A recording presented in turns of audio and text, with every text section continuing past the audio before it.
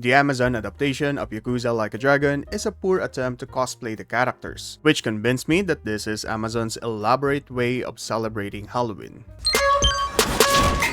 This week, the Amazon Prime adaptation of Yakuza Like a Dragon has been released, and the reviews are maddening because of how different it is from the source material. However, I really do appreciate the talents of the actors, especially Ryoma Takeuchi who played Kiryu, for wanting to play the games to better understand his character. Unfortunately, the producers from Amazon said no. Thus, they ended up making Kiryu say this out of character line. So why did RGG Studio allowed Amazon to tell an entirely different story? Well, first, they needed the narrative to fit the media of a mini TV series. And the other logical reason is that this adaptation was done to market the game to people who has never heard of Yakuza Like a Dragon. It does seem odd that they would go in this direction, but I also can't blame RGG's decision, considering some people still refer to Kiryu as the Damedanegai. Whether or not it was an effective marketing strategy, who knows? Moreover, in this competitive scene, you really ought to market your product to virtually everyone. Take the Catholics as an example, launching a new kawaii mascot for marketing, because they have a hard time connecting with the youth. But there's another reason why RGG Studio has been doing this, and that is because it is so hard to try and get other people to play newer entries of the Like a Dragon series. Because every time I try to make my friends play Yakuza, they often ask me, do I need to play the older games? Which you absolutely have to play the game chronologically to understand the whole story of the Yakuza world. And that answer often discourages people who are interested in playing Like a Dragon games. So does RG Studio need to give up in enticing newer audiences to play their games and just settle on what they have now? No. In fact, they have already created a line of series that will coincide with the mothership title of Yakuza. Gaiden solves the biggest problem of Like a Dragon games, and here's why. But before that though, if you want to tiger drop the Amazon Prime adaptation, then like this video and join Otaku Define for more Like a Dragon content. これが登場回最後の花火だ When Like a Dragon Gaiden, the man who raised his name, still a long title, was announced, you can hear the Yakuza fandom cheering, as we get to have a game that focuses on the aftermath of Yakuza 6's bittersweet ending. While sure, we want Kiryu to take a break from all the suffering, but darn it, the legendary dragon really brings the best for this series. And that is because the entire narrative of Yakuza has revolved around Kiryu, resulting in fans being heavily invested in his story and a collective wish for him to finally have his well-deserved happy ending, alive together with the Morning Glory Orphans and Kaoru. Like a Dragon Gaiden, the man who raised his name, was so good, but it is a shame that Takaya Kuroda, who plays Kiryu, didn't win an award for his stellar performance. Also, this is the game that brought back the beaten-up mechanic for Yakuza that longtime fans really love. There isn't much of a negative thing that can be said about Like a Dragon Gaiden, except for one tiny issue.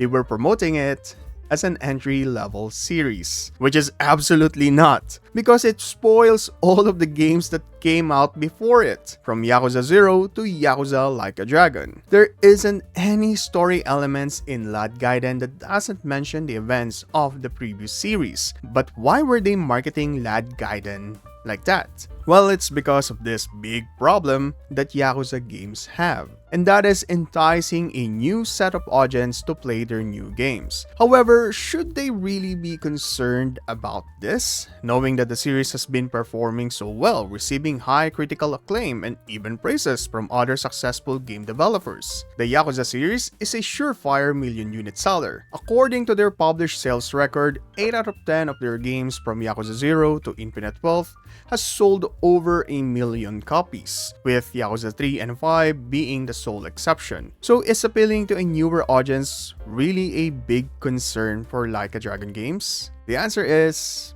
not yet. While the series is prospering thanks to its quality and a cohesive series continuity, fans have been invested in playing almost all of the Yakuza titles. But this doesn't mean that they should be comfortable with this, because the gaming industry is one of the most competitive businesses today. You'll see developers producing successful games and then the next turns them into the new article about a game studio closing. It is unfortunate, but that is the sad reality of the gaming industry. Hence why it is good to know that RGG Studio and Sega are not letting up and are finding ways to improve the series. Regarding that sales figures again, notice how the prime entry Yakuza 0 has sold over 2 million copies, then the sequel sold less and less. Or even in Yakuza Like a Dragon that features a brand new story outside Kiryu, sold 1.8 million copies while Infinite Wealth has less. Even in Japan, the number of physical copies sold are significantly higher for Yakuza 0 and Yakuza Like a Dragon than its sequel titles. The answer is quite simple. It is difficult for the sequel entries to attract new audience, and obviously it is because you'll have to play the other titles that came before it. The series continuity, while it acts as the glue that keeps the fans for more than 10 years in the Yakuza joint, it also is a barrier for newer players. They may feel lost jumping into sequels without experiencing prior games, and this is where Gaiden comes in to save the day. Well, yes, they definitely did really bad in saying that Lad Gaiden, the man who raised his name, is a series entry, but for future Lad Gaiden titles, they can now market it as a friendlier entry-level series. Even the upcoming Like a Dragon Pirate Yakuza in Hawaii, which is a Gaiden title with its localized name. But wait, doesn't that star Goro Majima, a long-running series character? Wouldn't that still be a barrier? Well, yes, but it is not as restrictive. Again, look at Yakuza Like a Dragon that performs so well and on par with prime entries like Yakuza 0 or even Yakuza 1 and its Kiwami version, because it stars and follows another character, which meant that the requirements for understanding on what happened to prior games is not as vital compared to playing games that starred Kiryu. Does it matter if the players knew who Kiryu was? Not really, since even Ichiban didn't know him personally or his dealings on why he needs to keep his identity a secret. Is it a requirement that players know about Majima, Daigo, or even Saejima? Not really, since they are introduced in the game later in the story. Even for me, I actually played Yakuza Like a Dragon first, fell in love with the series, and immediately bought the entire collection and played Yakuza 0. Fell in love even more and played everything. Yakuza Like a Dragon is super friendly for newer audiences because it again follows the story of a new character. So, will this work for Majima, who has been a long-running series character?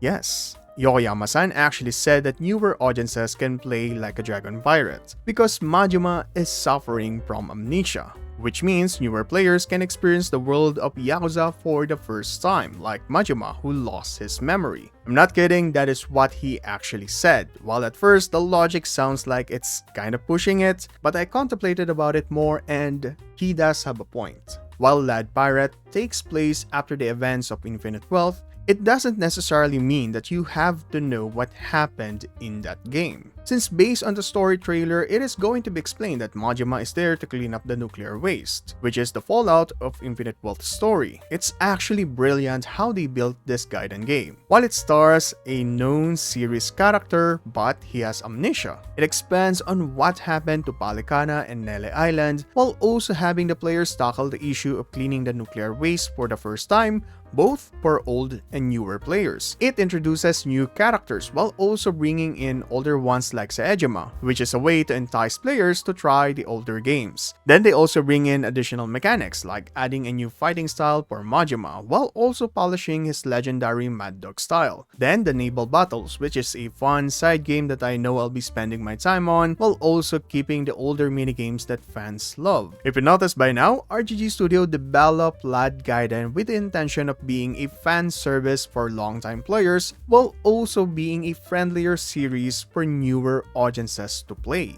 But if they are really intent on making Gaiden as the bait for newer players, it is understandable and highly doable. Future Gaiden series might even star other known characters or even new ones. It's been a meme in the community right now, but it is possible to have a Gaiden game that stars the likes of Akiyama, Saejima, and hey, maybe even Ryuji reviving Dead Souls. But how about you? Are you convinced that newer players can really play Like a Dragon Pirate first, then dive into other series?